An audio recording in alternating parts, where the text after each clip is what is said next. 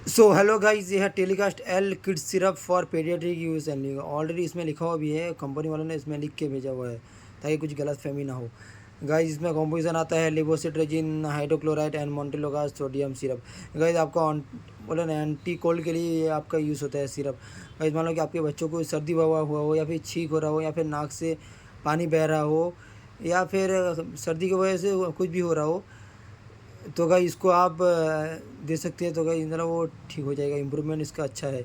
Guys ये इसको बहुत लोग यूज़ कर सकते हैं। और गाइस इसका एम आर पी है 152। ये आपको हर मेडिसिन स्टोर में मिलेगा। ये आपका कंपनी है लुपिन फार्मास्यूटिकल। गाइस अगर वीडियो अच्छी लगी तो लाइक शेयर एंड कमेंट करना। अगर चैनल पे नए हो तो प्लीज़ सब्सक्राइब।